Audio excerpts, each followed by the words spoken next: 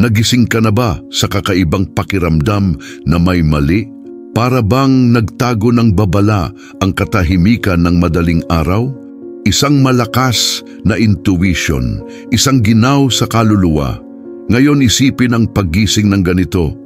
Ngunit hindi dahil sa isang bangungot, at oo dahil may narinig kang boses. Maaliwalas, matahimik, matatag, tinatawag ang iyong pangalan.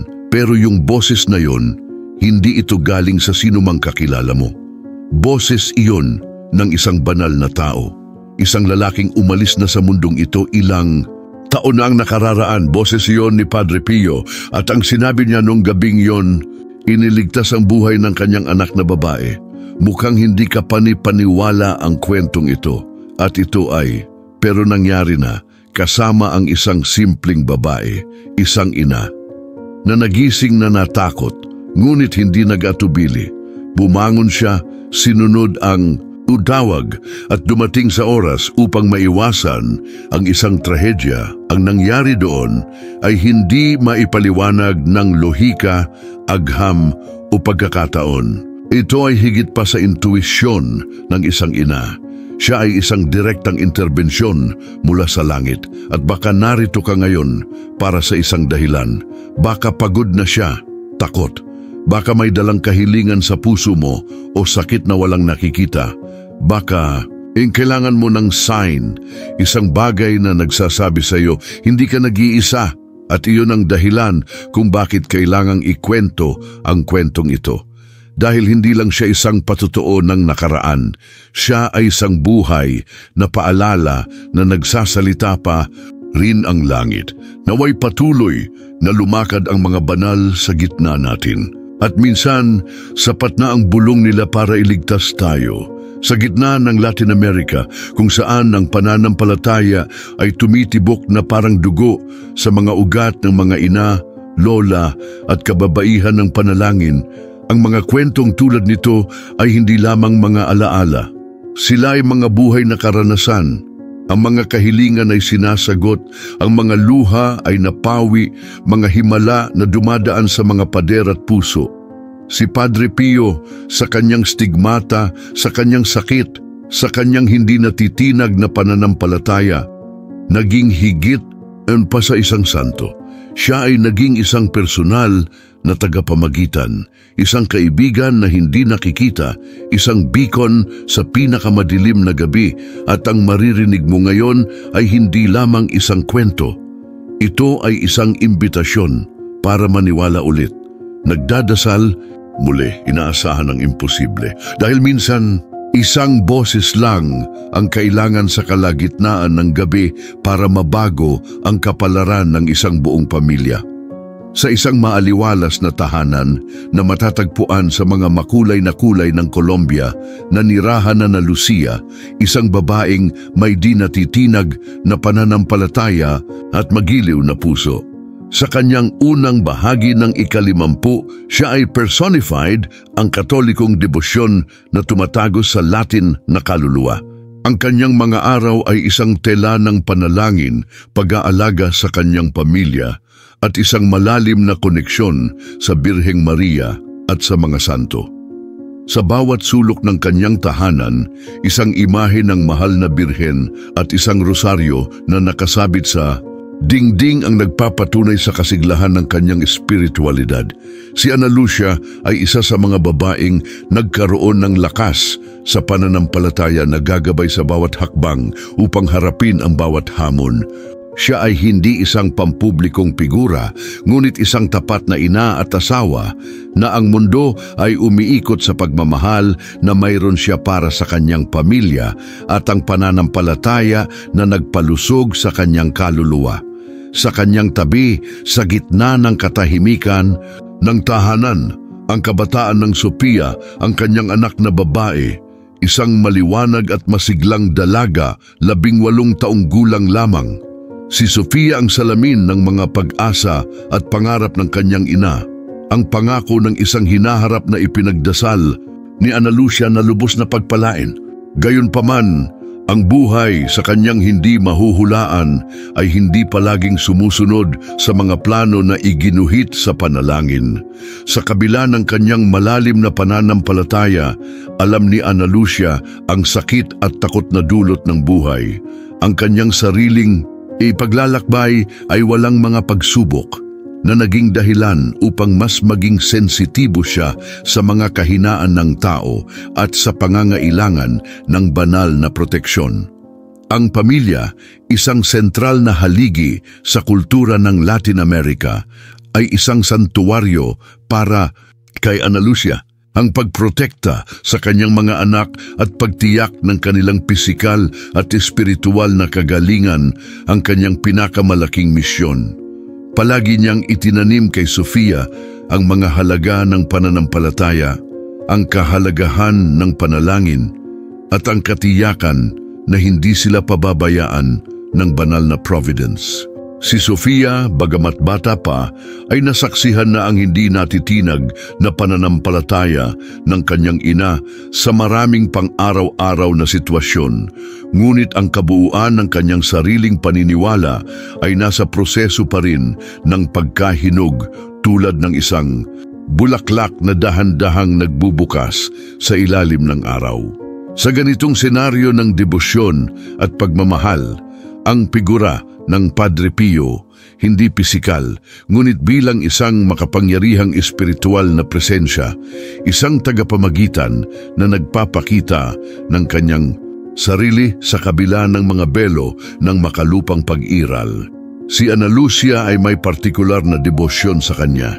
Ang kanyang mga kwento ng mga himala, pagpapagaling at mga banal na interbensyon ay nakakabighani sa kanya at nagpalakas ng kanyang sariling pananampalataya. Para sa kanya, si Padre Pio ay hindi lamang isang malayong santo. Siya ay isang gabay, isang tagapagtanggol, isang tao kung kanino siya ibinaling sa kanyang pinakamatalik na pagsusumamo. Nagbasa siya ng mga libro tungkol sa kanyang buhay, nanood ng mga video at ibinahagi ang kanyang mga kwento sa mga kaibigan at pamilya, pinananatiling buhay ang apoy ng debosyon. Ang Colombia, tulad ng maraming bansa sa Latin America, ay isang melting pot ng pananampalataya at mistisismo, kung saan ang presensya ng sagrado ay nagpapakita mismo sa mga tradisyon, pagdiriwang ng relihiyon at sa pang-araw-araw na buhay ng mga tao. Ang hangin ay puno ng mga panalangin at ang paghahanap para sa mga himala ay isang palaging katotohanan. Sa kapaligirang ito, nagbubukas ang kwento ni Ana Lucia at Sofia, isang kwentong nagpapakita ng esensya ng debosyon sa Latin America at ang malalim na paniniwala sa pamamagitan ng mga santo. Ang espiritualidad ay hindi isang abstract na konsepto, ngunit isang nasasalat na puwersa na humuhubog sa buhay at nag-aalok ng kaginhawahan sa mga oras ng pagkabalisa. Ang nalalahad na salaysay ay isang testamento sa malalim na koneksyon sa pagitan ng pananampalataya at himala, sa pagitan ng tao at ng banal.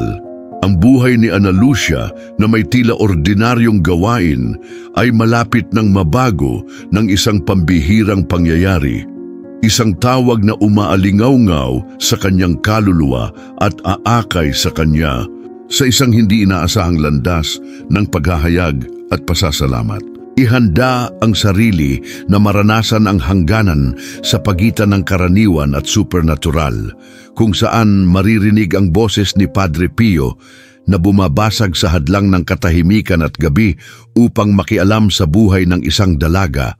Ang gawain ni Ana Lucia na pinagtagpi ng mga panalangin at ang katahimikan ng kanyang tahanan ay biglang nabasag ng isang anino na bumagsak sa kanyang pamilya.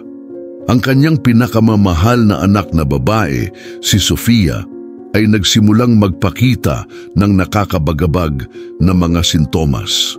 Ang nagsimula bilang patuloy na pagkapagod at isang banayad na pamumutla ay mabilis na nagbago sa isang bagay na mas seryoso. Matinding pananakit, panginginig, lagnat na ayaw humina, Ang kabataan, masiglang pagtawa ni Sofia ay napalitan ng mga mahinang halinghing at mukha na may marka ng sakit. Ang puso ni Ana Lucia na dating puno ng kapayapaan ngayon ay tumibok ng tumitinding dalamhati. Sa bawat araw na lumilipas, ang sigla ni Sofia ay bumababa at kasama nito ang pag-asa ng isang simpleng pagsusuri at isang mabilis na lunas. Ang mga pagbisita sa mga doktor at espesyalista ay naging pare-pareho. Mga opisina, pagsusulit, ospital, ang mundo ni na Ana Lucia at Sofia ay naging maze ng mga medikal na kawalan ng katiyakan. Ang bawat bagong pagsubok ay nagdadala ng pinaghalong pag-asa at takot, at bawat negatibong resulta ay isang masakit na dagok. Ang mga diagnosis ay hindi tiyak, ang mga sanhi ng sakit ni Sofia ay isang misteryo. Ang gamot, kasama ang lahat ng teknolohiya at kaalaman nito, ay tila walang kapangyarihan sa harap ng sakit na ito na kumukuha ng kabataan ng kanyang anak na babae. Lalong lumalalim ang dalamhati ni Ana Lucia gabi-gabi habang pinagmamasdan niya ang kanyang anak na nanghihina. Walang nagawa kundi ang magdasal. Ang mga gabing walang tulog ay naging karaniwan. Si Ana Lucia ay gumugol ng maraming oras sa tabi ng kama ni Sofia. Hawak ang kanyang kamay, bumubulong ng mga panalangin. Sa bawat paghihirap na hininga ng kanyang anak, isang piraso ng kanyang puso ang nadudurog. Ang pananampalatayang dati niyang pundasyon ay sinusubok na ngayon sa pinakamalalim na kaibuturan nito. Bakit ang kanyang anak na babae na napakabata at puno ng buhay ay dumaranas ng labis na pagdurusa? Bakit parang hindi narinig ang kanyang mga panalangin? Ang mga tanong na ito na umaalingaw-ngaw sa kanyang isipan ay isang mabigat na pasanin na may halong kawalan ng pag-asa na makita ang kanyang anak na napakarupok. Ang komunidad ng Katoliko na binubuo ng mga kaibigan sa pananampalataya at mga miyembro ng parokya ay nag-alay ng suporta at aliw. Ang mga pagbisita, mga salita ng pampatibay loob, mga nobena at rosaryo ay nagdasal para kay Sofia. Ngunit kahit ang pagkakaisa na ito, gaano man katotoo, ay hindi maalis ang tabing ng kalungkutan na bumabalot sa tahanan ni Ana Lucia. Ang sakit ng kanyang anak na babae ay isang salungatan na lumampas sa pisikal. Ito ay isang pag-atake sa kanyang panloob na kapayapaan, isang banta sa kanyang pananampalataya, isang labanan na nadama niya na siya ay natatalo. Ang anino ng sakit ay nagbanta na papatayin ang liwanag na kinakatawan ni Sofia sa kanyang buhay. Ang panlabas na presyon ay naroroon din. Iba't ibang opinyon tungkol sa paggamot, mga mungkahi para sa mga alternatibong remedyo, ang bigat ng nag-aalalang hitsura mula sa mga kapitbahay at kamag-anak.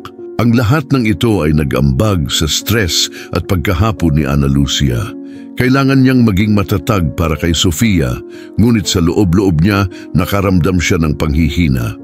Ang imahe ng kanyang anak na babae na dati ay nagniningning ng kagalakan at sigla ngayon ay isang marupok na katawan at isang wasak na espiritu. Ang oras ay isang kaaway at sa bawat araw na lumipas nang walang malinaw na pagsusuri, ang takot na mawala si Sofia ay lalong lumaki.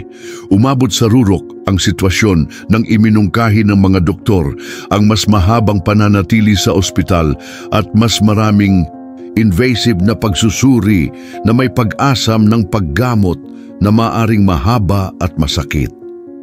Naramdaman ni Ana Lucia na nawala ang lupa sa ilalim ng kanyang mga paa. Ito ay hindi lamang isang pisikal na karamdaman, ito ay isang espiritual na krisis, isang pagsubok sa pamamagitan ng apoy na nagtutulak sa kanya sa limitasyon ng kanyang pananampalataya at sa kanyang kakayahang magtiis. Ano ang gagawin niya kung mawala si Sofia? Ang ideya ay hindi mabata. Sa gitna ng ipo-ipo na ito ng mga damdamin, si Ana Lucia ay kumapit sa isang katiyakan. Banal na interbensyon ang kanyang huling pag-asa.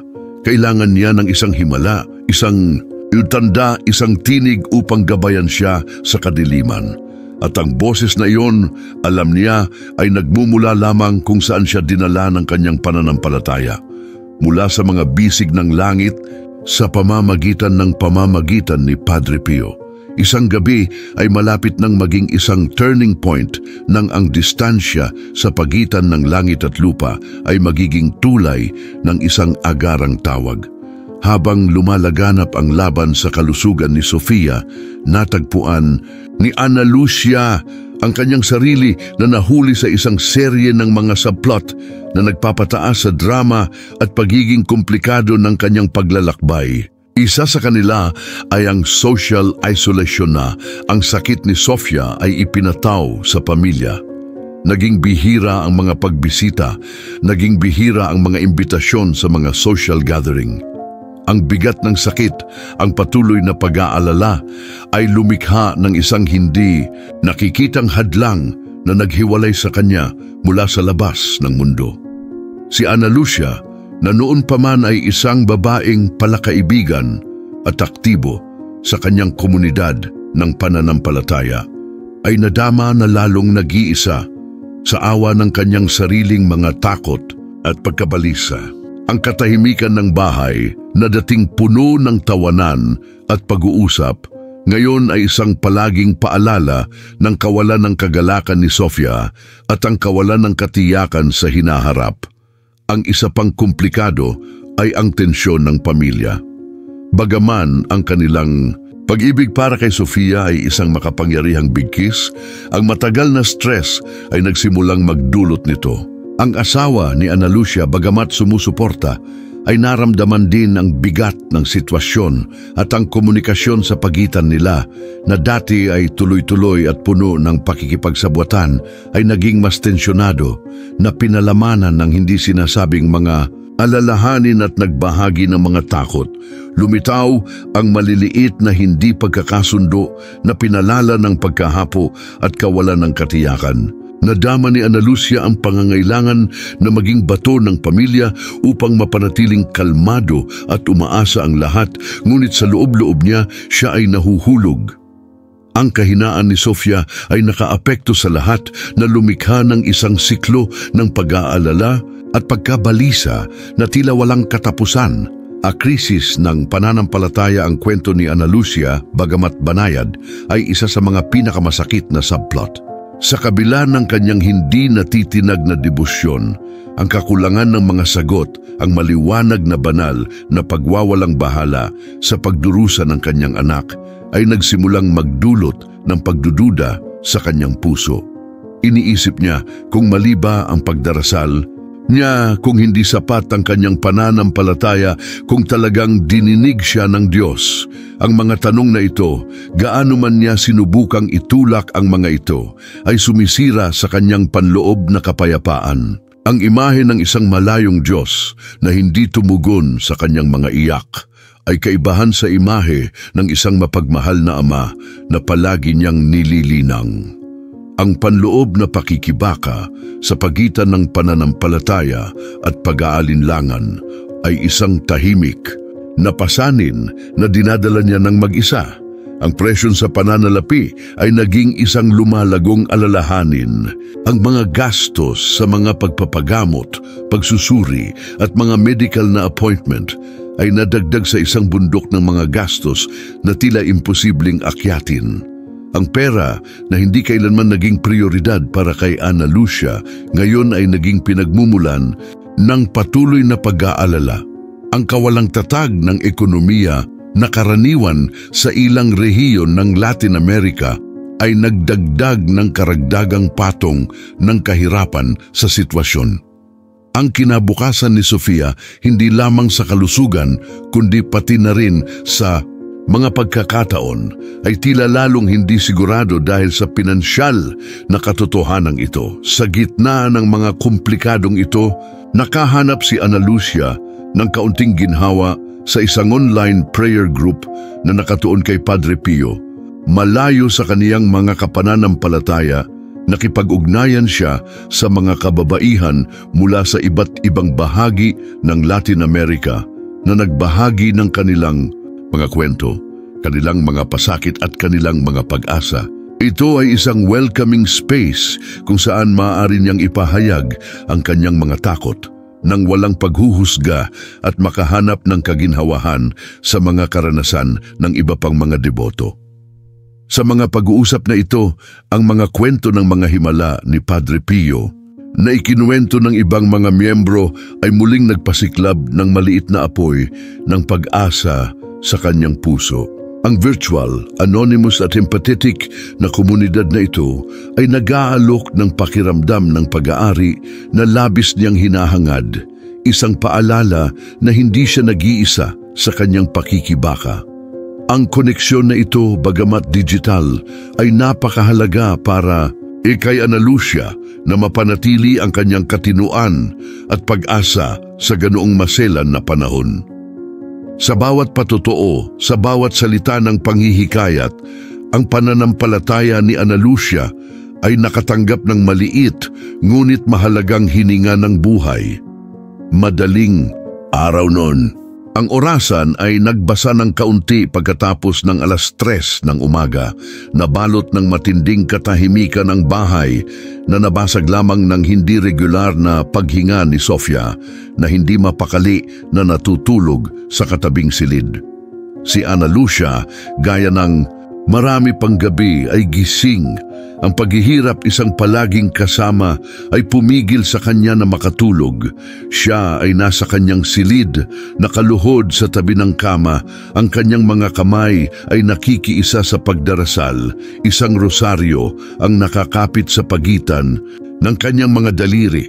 Ang kanyang mga salita ay paos na bulong, magkahalong pakiusap at desperasyon.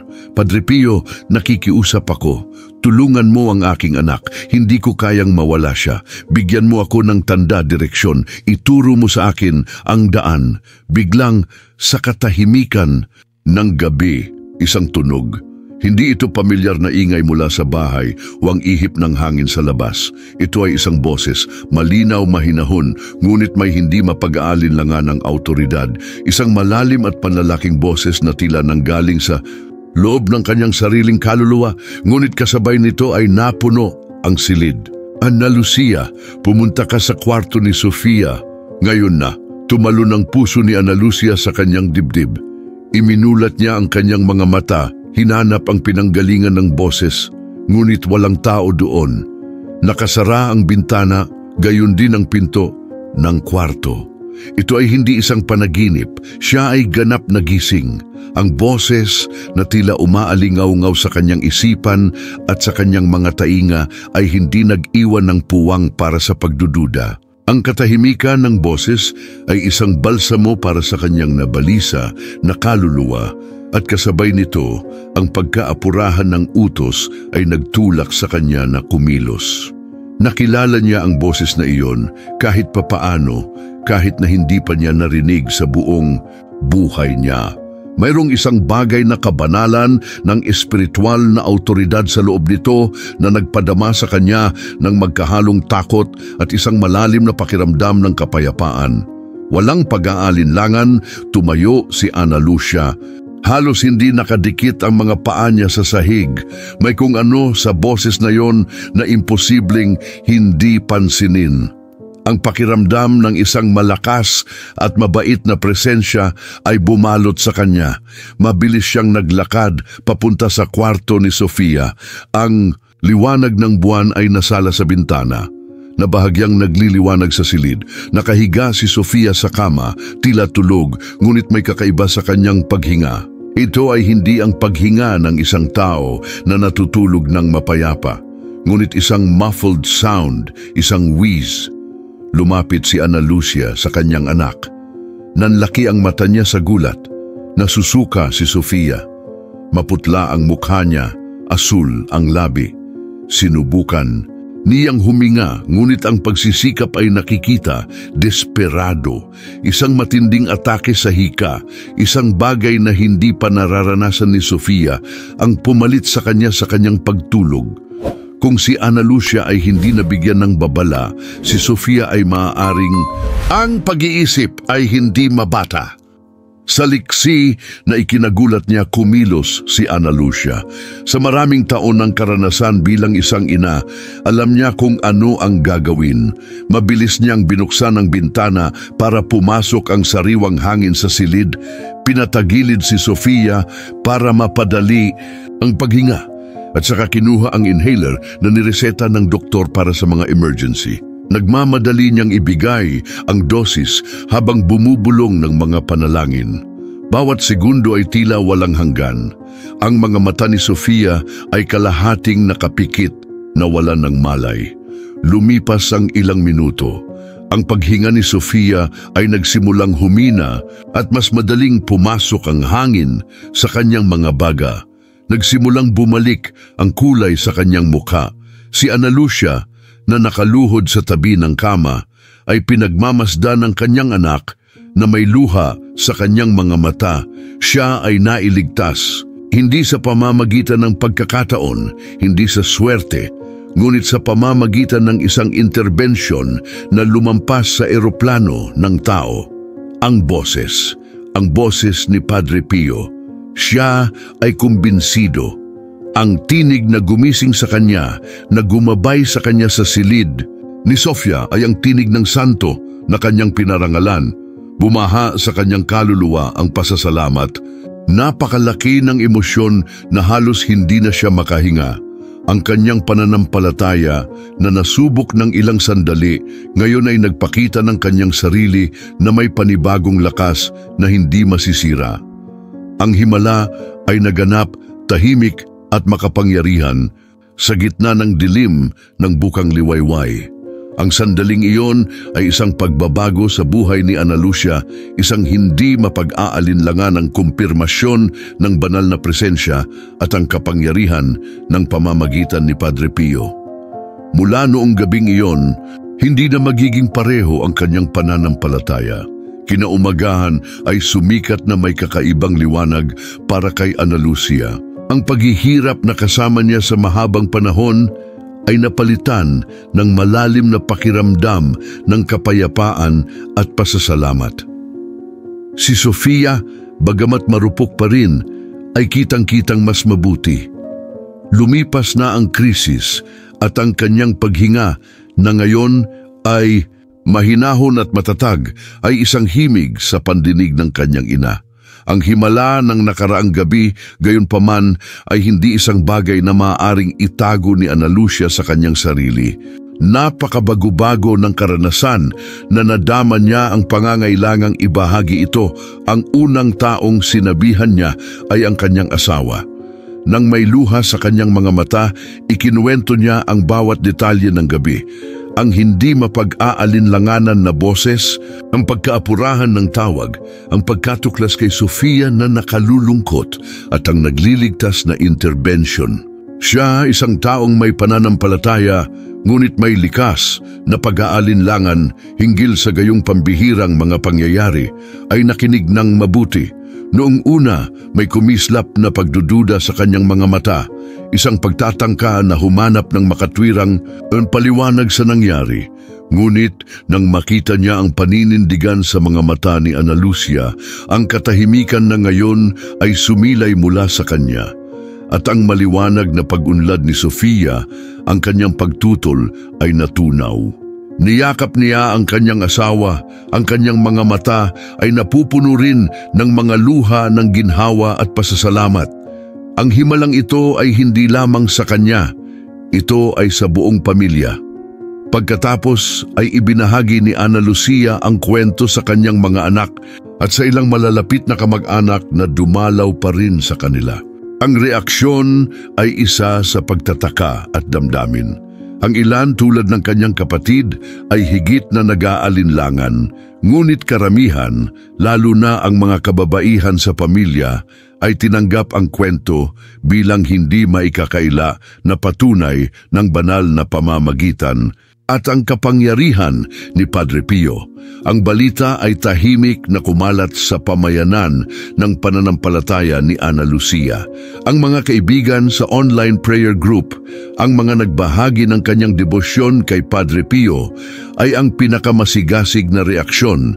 Nakita nila sa kwento ni Ana Lucia ang isang pagpapatibay ng kanilang sariling pananampalataya, isang buhay na patutuo ng mga himala na ginawa pa rin ng santo. Ang kwento ni Ana Lucia ay nagkaroon ng malalim na epekto hindi lamang sa kanyang pamilya kundi pati na rin sa kanyang sariling pananampalataya. Ang krisis ng pagdududa na bumalot sa kanya sa panahon ng pagkakasakit ni Sofia ay ganap na nawala.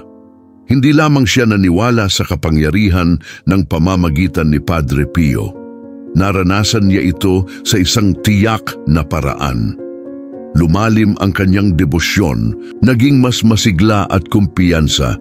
Bawat panalangin, bawat rosaryo ay binibigkas na ngayon ng may katiyakan na mayroong direktang daluyan patungo sa langit, isang makapangyarihang tagapamagitan na nakarinig at nagpoprotekta sa kanya. Ang kalusugan ni Sofia pagkatapos ng episode na yon ay nagsimulang magpakita ng matatag at hindi maipaliwanag na pagpapabuti. Bagamat ang mga doktor ay wala pa ring tiyak na diagnosis para sa unang sakit, ang pinakamalubhang sintomas ay humupa. Bumaba ang lagnat, bumalik ang kanyang sigla, at muling nagningning ang ngiti ni Sofia na dati nang pinalabnaw ng sakit. Ang mga doktor na naguguluhan ay iniugnay ang pagpapabuti sa hindi kilalang mga kadahilanan, ngunit alam ni Ana Lucia na ito ay ang banal na hawakan, ang proteksyong kamay ni Padre Pio.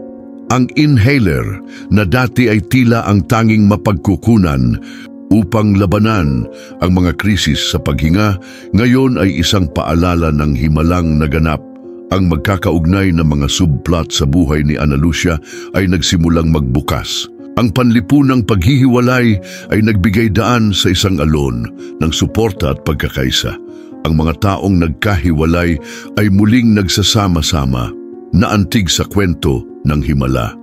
Nabawasan ang tensyon sa pamilya, napalitan ng pakiramdam ng pagkakaisa at pasasalamat.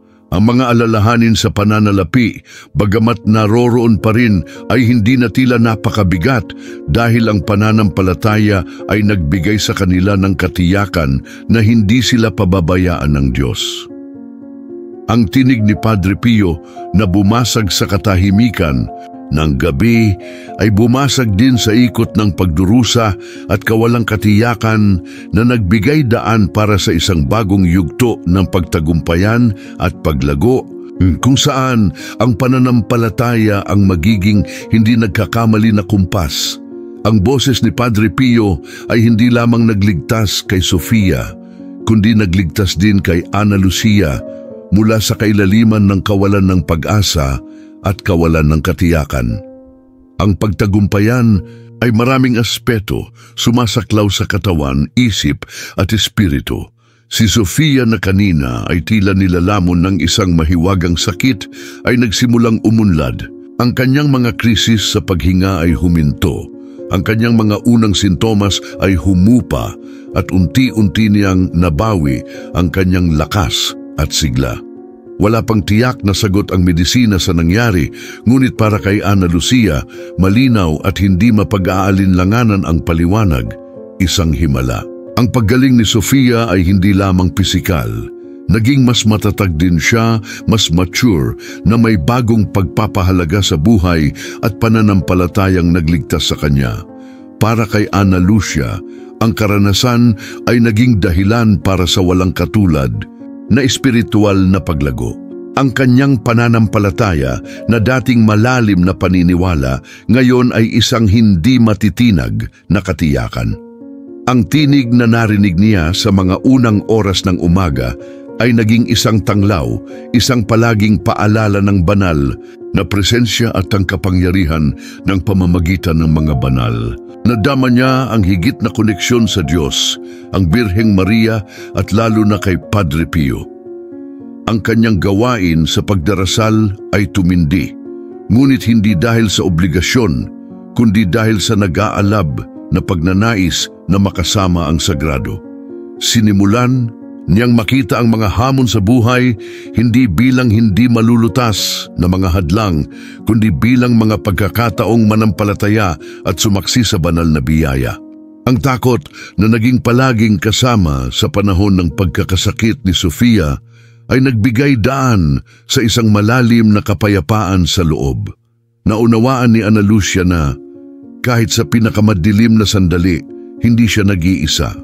Ang banal na proteksyon ay isang nasasalat na katotohanan, isang hindi nakikitang kalasag na nakapaligid sa kanya at sa kanyang pamilya.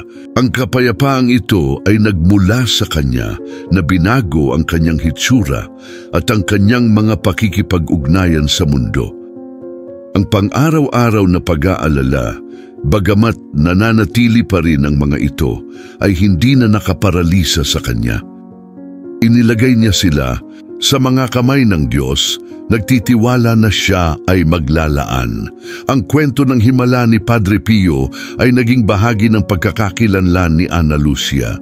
Ibinahagi niya ito ng buong taimtim, hindi bilang isang kwento, ngunit bilang isang buhay na patotoo ng banal na awa. Dala ng kanyang mga salita ang damdamin ng kanyang sariling karanasan, ang pasasalamat ng isang ina na nakitang nailigtas ang kanyang anak mula sa bingit ng bangin. Ang kanyang pagbabahagi ay nagbigay inspirasyon sa iba, muling nagpasigla sa pananampalataya ng mga nakinig sa kanya at nagpatibay sa komunidad ng mga deboto ni Padre Pio. Siya ay naging isang tanglaw ng pag-asa para sa mga taong tulad niya ay naghahanap ng isang himala sa kanilang sariling buhay. Ang karanasang ito ay nagbunsod din sa kanya na maghanap ng mas malalim na pag-unawa sa buhay at mga turo ni Padre Pio. Nagbasa siya ng mga talambuhay, pinag-aralan ang kanyang mga sulat at isinubsob ang sarili sa kanyang mga humiliya. Ang bawat bagong pagtuklas tungkol sa santo mula kay Pietrelcina ay nagpayaman sa kanyang sariling espiritualidad at nagpadama sa kanya na mas konektado sa kanya. Si Padre Pio ay hindi lamang isang tagapamagitan. Siya ay isang modelo ng kabanalan, isang espiritual na gabay na nagbigay inspirasyon sa kanya na hanapin ang isang buhay na may higit na dedikasyon at pagmamahal sa Diyos. Ang pagtagumpayan ay hindi lamang individual. Umabot ito sa buong pamilya. Ang buklod ni Ana Lucia, kanyang asawa, at Sofia ay napatibay. Pinagsama-sama sila ng kahirapan sa paraang wala ng ibang magagawa. Ang pagpapasalamat sa isa't isa, kagalakan sa paggaling ni Sofia at panibagong pananampalataya ang naging mga haligi ng isang mas nagkakaisa at pinagpalang tahanan. Ang kwento ni Sofia ay palaging paalala na kahit na sa pinakamahihirap na pagsubok, ang pananampalataya ay maaaring magpalipat ng mga bundok at ang banal na biyaya ay maaaring gumawa ng mga himala na sumasalungat sa pangunawa ng tao. Si Ana Lucia, na isang nag-aalala at marupok na ina, ngayon ay isang malakas, matatag na babae at isang buhay na patotoo sa nakapagpapabagong kapangyarihan ng pananampalataya. Ang paglalakbay na ito ng pagtagumpayan at paglago ay naghanda ng lupa para sa isang mas malakas na resulta. Isang muling pagsasama-sama na lalampas sa mga hadlang ng oras at espasyo. Pagkatapos ng himala ng boses, nakahanap ng bagong ritmo ang buhay ni Ana Lucia at Sofia. Ang pasasalamat, panibagong pananampalataya at ang naibalik na kalusugan ni Sofia ay nagpabago sa kanilang pang-araw-araw na buhay. Gayunpaman, nadama ni Ana Lucia na hindi pa kumpleto ang kwento. May matinding pananabik sa kanyang puso na ipahayag ang kanyang pasasalamat sa mas makabuluhang paraan upang suklian ang biyayang natanggap. Nadama niya na ang pamamagitan ni Padre Pio ay hindi isang nakahiwalay na kaganapan, ngunit ang simula ng isang mas malalim na koneksyon, isang uri ng pagtawag. Sa kanyang pang-araw-araw na panalangin, humingi siya ng patnubay kay Padre Pio para sa isang palatandaan kung paano niya pararangalan ang biyayang nagligtas sa kanyang anak.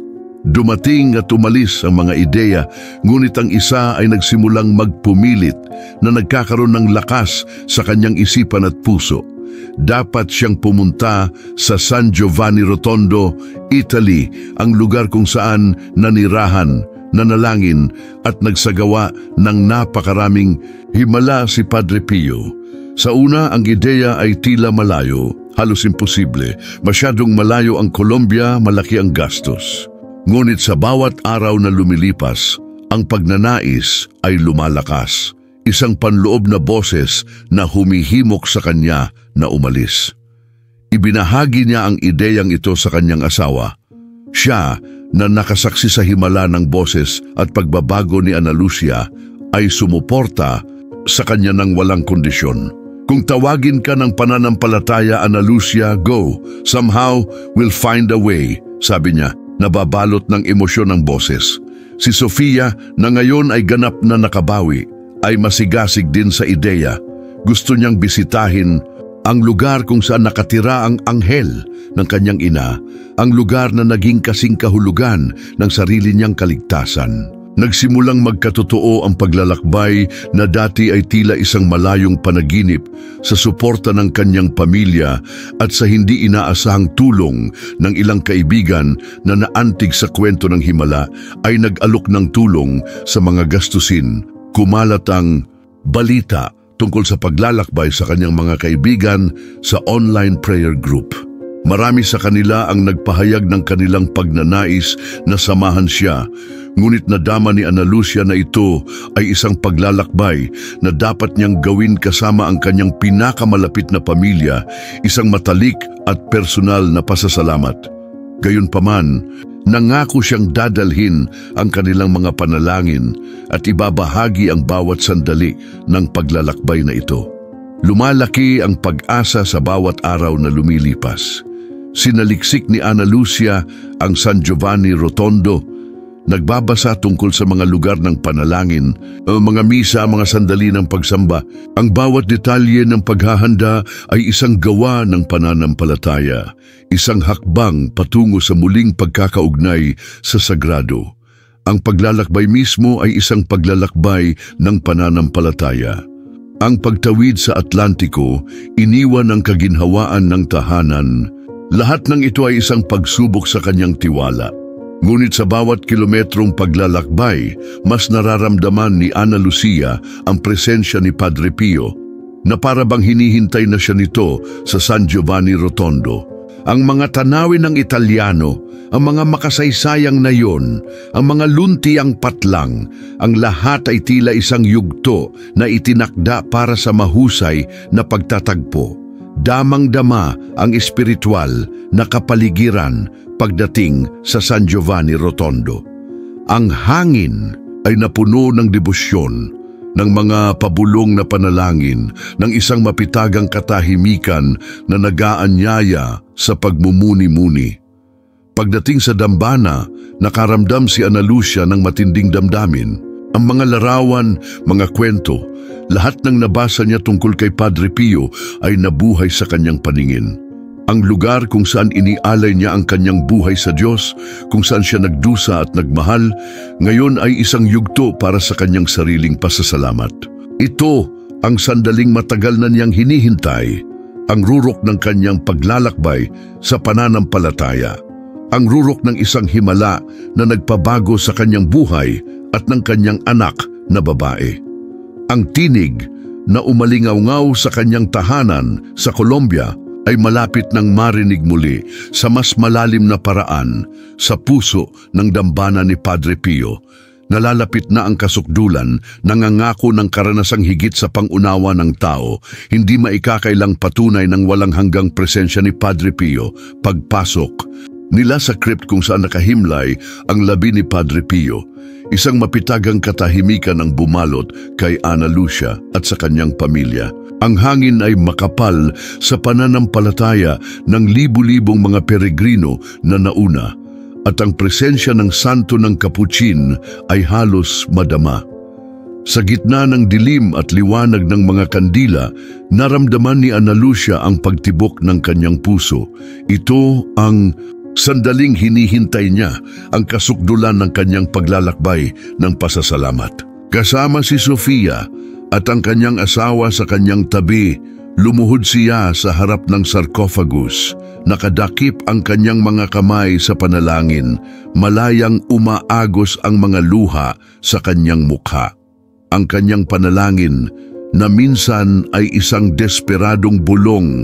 Sa maagang mga oras ng umaga sa bahay, ngayon ay isang himno ng pasasalamat.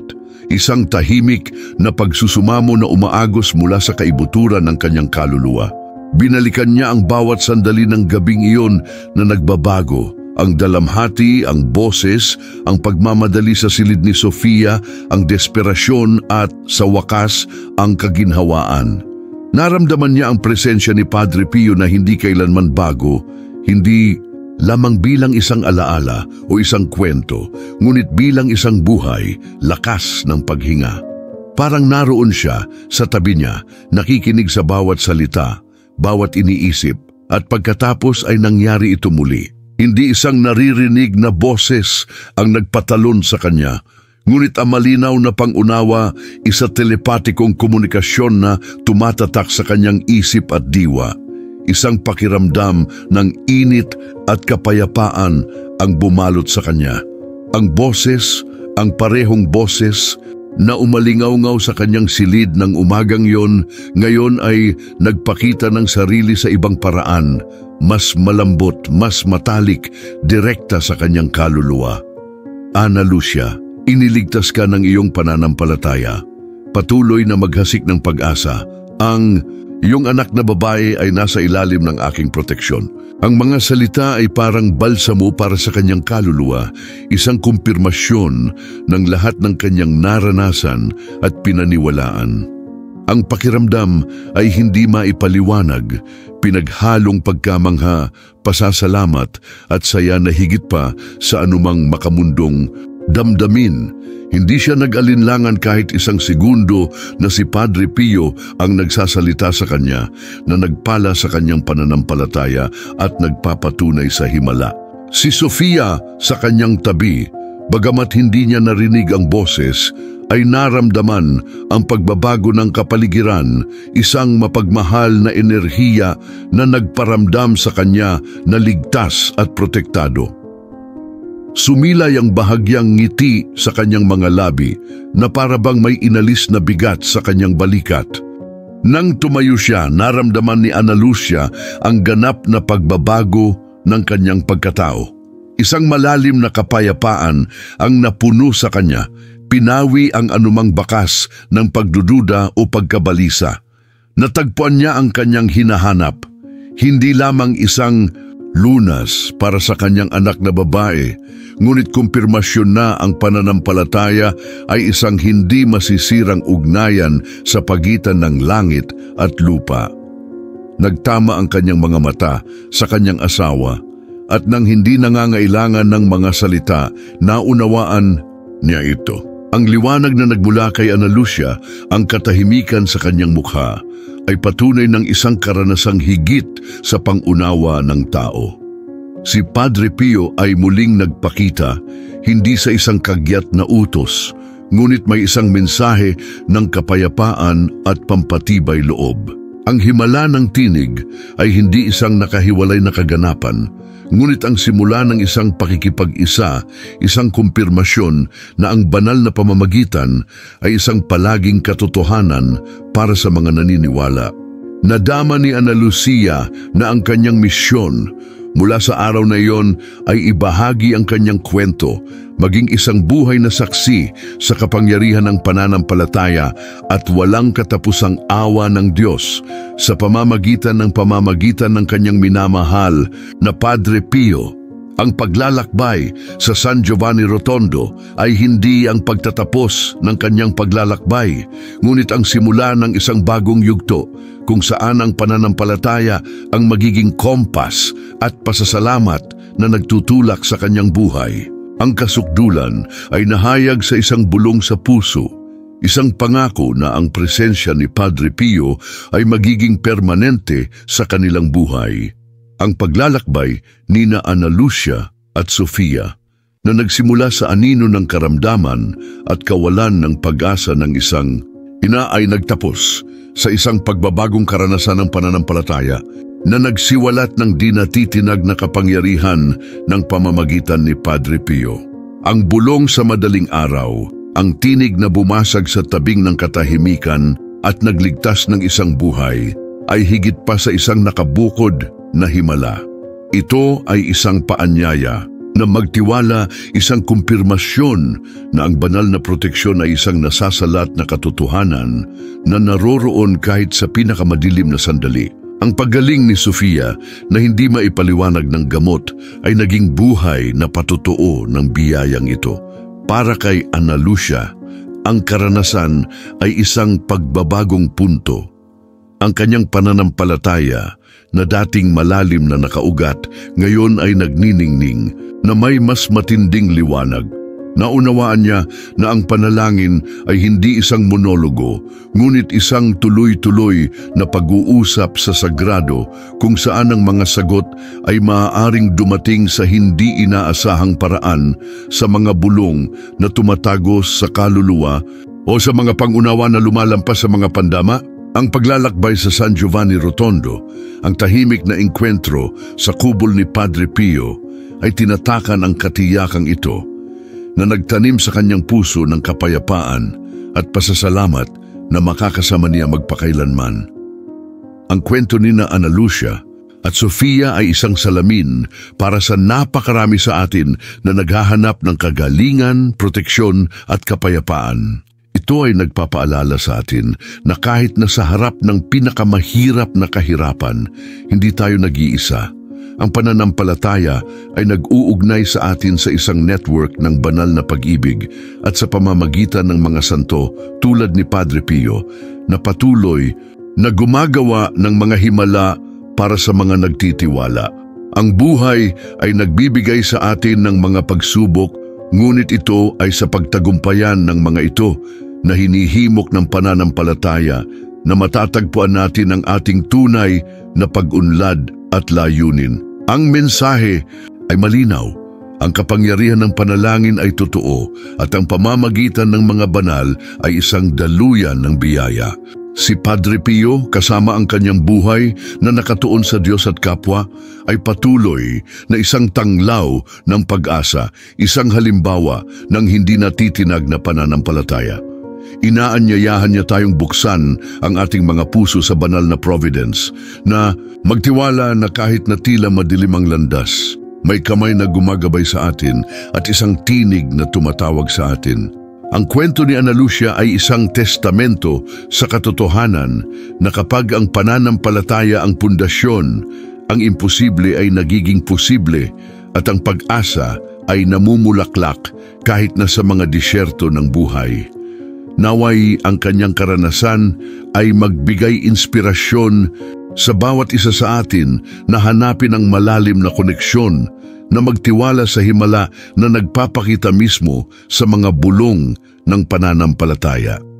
Mula noong hindi malilimutang araw sa San Giovanni Rotondo, naging buhay na patotoo ng pananampalataya at pasasalamat ang buhay ni Ana Lucia. Patuloy niyang ibinabahagi ang kwento ng himala ng boses ni Padre Pio na naghahatid ng pag-asa at kaaliwan sa hindi mabilang na mga tao. Si Sofia, ngayon ay isang malusog at masiglang young adult, ay buhay na patunay ng banal na pamamagitan at dala niya ang katiyakan na ang kanyang buhay ay naantig ng biyaya. Ang tinig na umalingaw-ngaw sa madaling araw ay hindi lamang isang tunog. Ito ang himig ng isang himala na magpakailanman ay tatatak sa puso ng isang pamilya.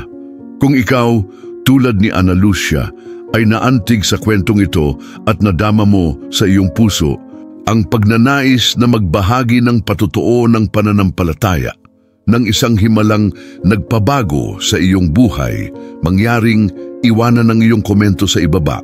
Gusto naming marinig ang tungkol sa iyong mga karanasan at makita kung paano gumagana ang kamay ng Diyos sa iyong paglalakbay. Ang iyong kwento ay maaaring inspirasyon na kailangan ng isang tao. At para hindi mo makaligtaan ang alinman sa aming paparating na mga kwento na nagdiriwang ng pananampalataya at banal na pamamagitan, mag-subscribe sa Channelation ang notification bell. Sama-sama, maaari tayong bumuo ng mas matatag na komunidad ng pananampalataya sa pamamagitan ng pagbabahagi ng kagandahan at kapangyarihan ng mga himala ng ating mahal na Padre Pio.